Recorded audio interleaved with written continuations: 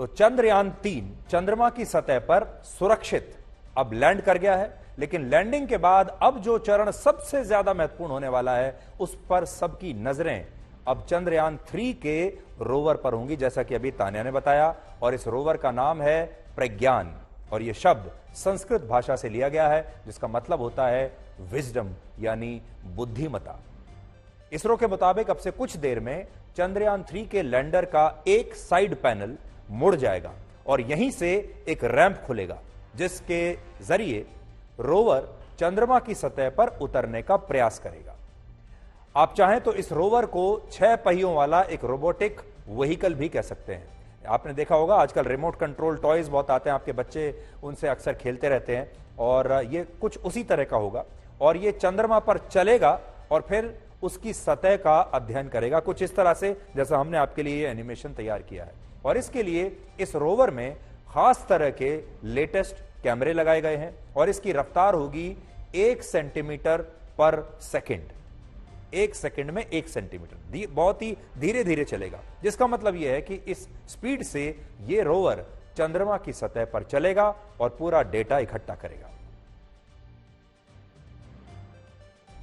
और देखिए, लैंड करने के बाद ये जो आप तस्वीर देख रहे हैं, ये अभी अभी चंद्रयान-3 ने ये तस्वीर भेजी है, जहां पर चंद्रयान-3 इस समय आप कह सकते हैं कि पाक्ड है, जहां पर इस समय वो मौजूद है।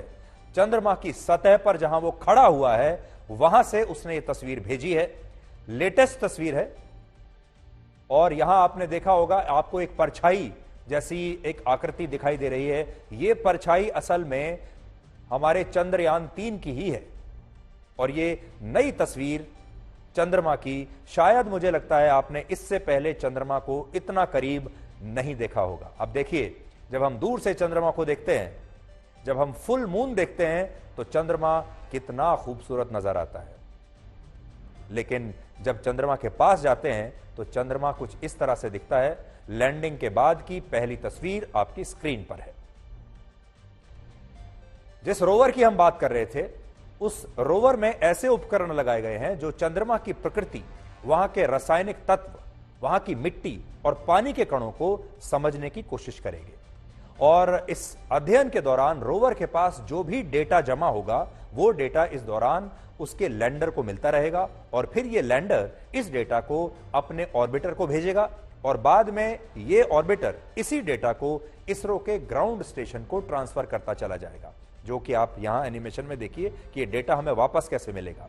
और इसी से चंद्रमा की प्रकृति को समझना हमारे लिए बहुत आसान हो जाएगा। इसरो का कहना है कि रोवर पर लगे कैमरे चंद्रमा पर जिन चीजों की स्कैनिंग करेंगे, उनमें आयंस हैं और इलेक्ट्रॉन्स बहुत महत्वपूर्ण हैं। और सबसे बड़ी बात यह है कि रोवर चंद्रमा के साउथ पोल पर चलने वाला है, जहां गहरी खाइयां हैं, जहां की जो सतह है वो काफी उबड़ खाबड़ है, और दुनिया भर के वैज्ञानिक मानते हैं कि इन डार्क क्रेटर्स में पानी भी हो सकता है। अब अगर रोवर कोई ऐसा डेटा भेजता है जिससे चंद्रमा के इस हिस्से में पानी होने की पुष्टि हो जाती है, तो यह एक बहुत बड़ी खोज होगी, और चंद्रमा पर जीवन की तलाश में भारत का यह योगदान दुनिया में हमेशा के लिए अमर हो जाएगा।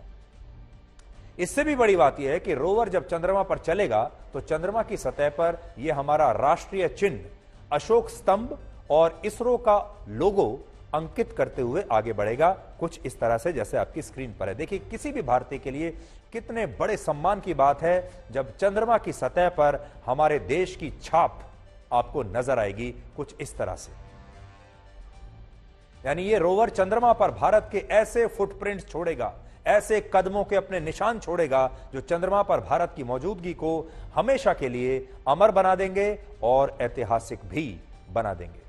आज चंद्रयान-3 नहीं बल्कि भारत के लोगों ने भी शायद एक नया इतिहास रच दिया है। हम 2 दिन से आपको यह बात कह रहे हैं कि हमने चंद्रमा पर पहुंचकर तो इतिहास रचा ही है, लेकिन हमारे जो 140 करोड़ लोग हैं, उन्होंने भी आज एक नया इतिहास रच दिया है। अनुमान यह है कि आज टीवी पर चंद्रयान-3 की लैंडिंग के लाइव प्रसारण को भारत और पाकिस्तान के बीच होने वाले क्रिकेट के मैच से भी ज्यादा बार देखा गया है, ज्यादा लोगों ने देखा है, और हो सकता है कि इस मामले में आज भारत के लोगों ने एक नया वर्ल्ड रिकॉर्ड बना दिया, क्योंकि भारत के करोड़ों लोगों ने आज टेलीविजन पर, बड़ी स्क्रीन पर, अपने घरों में, अपने दोस्तों के साथ, किसी ने रेलवे स्टेशन पर, किसी ने स्कूल में, किसी ने कॉलेज में, किसी ने किसी बड़े मैदान पर इस ऐतिहासिक घटना को देखा है। टीवी के अलावा आज अलग अलग डिजिटल प्लेटफॉर्म्स पर भी चंद्रयान 3 के लाइव प्रसारण को करोड़ों लोगों ने देखा। और अकेले इसरो के यूट्यूब चैनल पर एक समय ऐसा था जब 1 करोड़ से ज्यादा लोग इसे लाइव यूट्यूब पर इसरो के चैनल पर देख रहे थे। और आज रात 9 बजे तक इस लाइव स्ट्रीमिंग को 4 करोड़ लोग देख चुके हैं। सोचिए, 9 बजे तक 4 करोड़ लोग इस लैंडिंग को यूट्यूब पर सिर्फ एक चैनल, इसरो के चैनल पर देख चुके हैं। अलग अलग प्लेटफॉर्म्स पर तो न जाने कितने लोग अब तक देख चुके होंगे। और एक और बड़ी बात यह, इससे पहले जो इस तरह की व्यूअरशिप आती है हमारे देश में कब आती है? या तो वर्ल्ड कप का फाइनल मैच चल रहा हो और उसमें भारत खेल रहा हो, या कभी भारत और पाकिस्तान का कोई क्रिकेट मैच चल रहा हो, या फिर आईपीएल का कोई फाइनल मैच चल रहा हो, तब इतने करोड़ों लोग एक साथ बैठकर उसे देखते हैं। लेकिन आईपीएल में और क्रिकेट के मैच में फर्क यह है, और आज की घटना में फर्क यह है कि ये जो क्रिकेट के मैच होते हैं ये सिर्फ एक प्लेटफॉर्म पर ही उपलब्ध होते हैं। ये पूरी तरीके से आप तो जानते हैं कमर्शियल वेंचर होता है, और जो ऑफिशियल ब्रॉडकास्टिंग पार्टनर होता है आप वहीं जाकर देख सकते हैं और कहीं नहीं देख सकते। इसलिए तमाम लोग एक ही जगह पर जाकर देखते हैं, क्योंकि और कोई विकल्प नहीं है। वो जिस भी प्लेटफॉर्म पर हो, जिसने भी ब्रॉडकास्टिंग राइट्स खरीदे हैं, आप वहीं जाकर देखेंगे। लेकिन आज की जो घटना थी ये पैसा कमाने के लिए नहीं थी, ये आपके अंदर देशभक्ति की भावना भरने के लिए थी। इसलिए ये जो पूरा लाइव टेलीकास्ट था ये फ्री था और ये हर प्लेटफॉर्म पर उपलब्ध था। आप इसरो पर भी देख सकते हैं, आप आज तक पर भी देख सकते हैं, और भी दुनिया में कितने सारे प्लेटफॉर्म्स थे जहां आप इसे देख सकते हैं। और उन सब प्लेटफॉर्म्स को अगर हम मिला लें तो ये इतनी बड़ी संख्या हो जाएगी कि अपने आप में एक वर्ल्ड रिकॉर्ड अब तक बन चुका होगा। भारत ही नहीं, आज पाकिस्तान और दूसरे देशों के न्यूज चैनल्स भी चंद्रयान 3 की इस लैंडिंग का लाइव प्रसारण कर रहे थे। और इनमें पश्चिमी देशों के वो न्यूज चैनल्स और बड़े बड़े मीडिया संस्थान भी थे जो एक जमाने में भारत के अंतरिक्ष अभियानों का मजाक उड़ाया करते थे और भारत को कंट्री ऑफ स्नेक चार्मर्स कहा करते थे, भारत को एक गरीब देश मानते थे। इनमें अमेरिका का द न्यूयॉर्क टाइम्स अखबार भी है, जिसने आज से 10 साल पहले भारत के मंगलयान मिशन की लॉन्चिंग का मजाक उड़ाते हुए एक कार्टून प्रकाशित किया था, जिसमें दिखाया गया था कि भारत का एक किसान गाय लेकर अपनी गाय के साथ उस दरवाजे को खटखटा रहा है जिस पर एलीट स्पेस क्लब वाले देश पहले से मौजूद हैं। उस क्लब में अब भारत भी घुसना चाहता है और वो अखबार में भारत के मंगलयान मिशन के बारे में जो है वो पढ़ रहे हैं अंदर बैठकर। देखिए, ये 2013 में छपा एक कार्टून है। उस वक्त हमें बड़ी चोट पहुंची थी जब ये कार्टून हमने देखा था, और जब इससे आपको ये पता चलता है कि ये जो बड़े बड़े पश्चिमी देश हैं ये भारत को किस नजर से देखते हैं, कितना मजाक हमारा उड़ाया गया।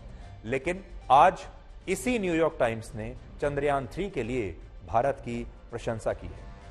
और इस कार्टून पर मैं आपको ये जरूर बताना चाहूंगा कि ये जो कार्टून, देखिए मैं दोबारा दिखाता हूं आपको, ये वो समय था जब हम बड़े बड़े विकसित देशों के इस क्लब में आने के लिए दरवाजा खटखटा रहे थे। इन देशों ने दरवाजा खोला नहीं, हमें हमारा स्थान नहीं दिया, हमारा सम्मान नहीं दिया। इसलिए आज जानते हैं भारत ने क्या कहा है और क्या किया है। भारत ने आज इस दरवाजे को ही उखाड़ दिया। भारत ने इस दरवाजे को उखाड़कर अब इस क्लब में खुद से प्रवेश कर लिया, अपने परिश्रम के आधार पर, अपनी ताकत के आधार पर। और अब भारत इस न सिर्फ इस क्लब का हिस्सा है बल्कि इस क्लब में सबसे आगे बैठा हुआ है। यानी भारत अंतरिक्ष का नया बॉस बन चुका है जिससे उसे कोई रोक नहीं सकता। और आज तो बल्कि भारत इस क्लब में अंदर जाकर दरवाजा उखाड़कर इनसे पूछ भी रहा है कि स्वागत नहीं करोगे हमारा। हालांकि पश्चिमी देशों के कुछ मीडिया संस्थान अब भी भारत की इस उपलब्धि का मजाक उड़ा रहे हैं, उनसे हमारी सफलता बर्दाश्त नहीं हो रही। एक उदाहरण आज आपके सामने देखता हूं, उससे पहले एक तस्वीर आप देखिए।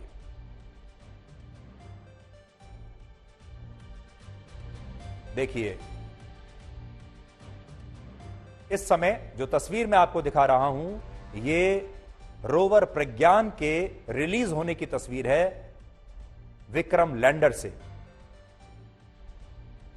और यहां आप देख सकते हैं, आपको उसके पहिए नजर आ रहे हैं।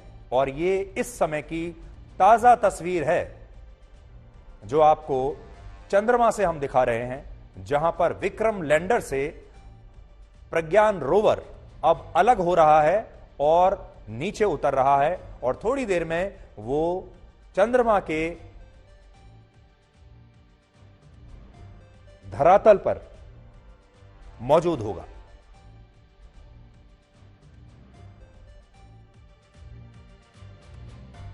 अब हम आपको यह बता रहे थे कि जो पश्चिमी देश हैं, जो बड़े बड़े देश हैं, जो विकसित देश हैं, जो ये समझते हैं कि इन सारी जगहों पर सिर्फ उनका अधिकार है, अंतरिक्ष हो, चंद्रमा हो, मार्स हो, कोई भारत जैसा देश कैसे पहुंच सकता है?